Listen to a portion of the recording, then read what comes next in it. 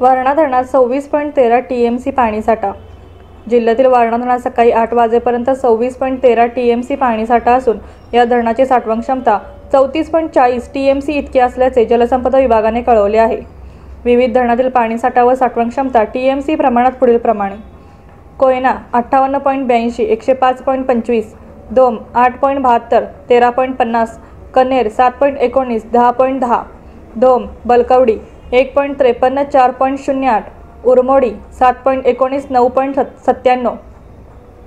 तारळी 4.47 5.85, वारणा 26.13 34.40, राधानगरी 5.75 8.36, दूधगंगा 14.01 25.40, तुळशी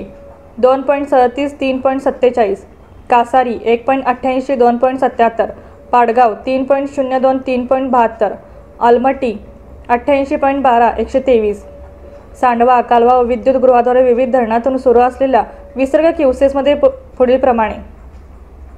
कोयना धरणातून 1050, कन्हेर 1848, उरमोडी 2191, वारणा 1640, राधानगरी 3100, दूधगंगा 1700, तुळशी 300, कासारी 300, हिब्बर्गी बॅरेज 92,750 व अलमट्टी धरणातून 1,00,000 क्युसेस विसर्ग सुरू आहे।